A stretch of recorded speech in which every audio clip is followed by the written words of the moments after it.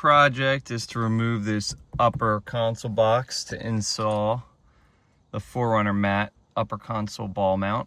We're gonna put it right here in this blank. First step, remove this. Just kind of put your hands here, just pull down, and then unclip here. Now I'll remove those two 8mm bolts. If you have a stock 4Runner, you're not gonna have this mount on here. You're only gonna need to remove this here. Easiest if I remove some of this cabling. This one's held on by two little tabs. Just gonna use a flathead and put the tabs, or push the tabs in on both sides. You're not gonna be able to see this part, but I'll just go ahead and do it. So that's one side, second side. There we go, and now that's popped out. We're gonna remove all of these clips. Now I can kind of just push that out the way. We're gonna take this out and this out. We'll remove this center set screw. Now we're gonna remove the black piece underneath from the tan piece of the bezel. There are clips 1, 2, 3, 4, 5, 6, 7 that you need to pull back and kind of push through. These are easy to break, so just be careful when you're doing this. There we go.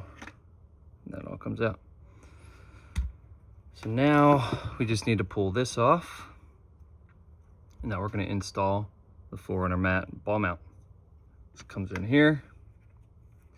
And then we just reinstall two little set screws. And that's what it'll look like. We need to remove this connector so that this will fit back on top of this here. So we're gonna go ahead and just pop this off. We'll just use a flathead on either side. Cool, pops right out. Now that that connector is out of place, we'll go ahead and snap the black bezel piece back into its location. So we're just gonna fit this back end in first and just push, snaps right on in, flip it over. Now we have access to these two holes, which we will now go ahead and install the small L bracket in this location with one of the screws that's provided. Okay. Now before we put in the large bracket, we're going to run this wire down through here, just kind of keep this out the way, and then install this. If you don't do this prior, it's going to be a little bit more difficult to get that wire harness into that wire running channel. These screws don't need to be torqued down, they just need to be snug. And now we'll just reconnect all of our wiring. We will install this connector, the connector piece facing to the right. Everything is pretty tight fitting, but it should all go back into place with no issue. Now you're fully set and you can get this reinstalled back onto your vehicle. Got the ball mount installed. I thought this might have been a problem, but looking at these little L brackets, this one sits pretty high, significantly high. So I have this little module up here which controls my sunroof. And when I try to push this up, it's bottoming out on the bottom of this guy.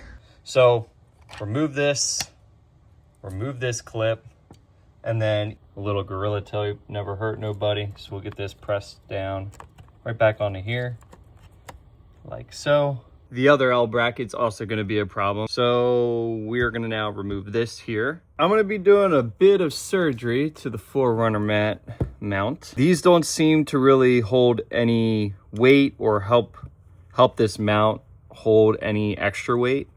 These set screws within the bezel do.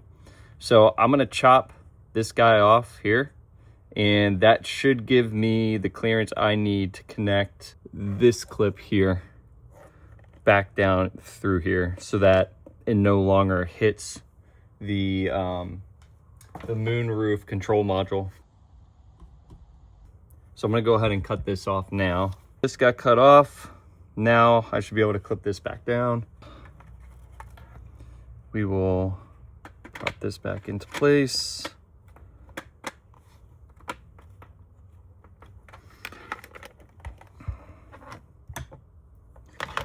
Run this wire through. Fits just like factory. I'm gonna get this thing fitted back up in here. I'm just gonna hook the Exegix mount. I'm gonna connect in my Diode Dynamics wire harness. Tuck that back in.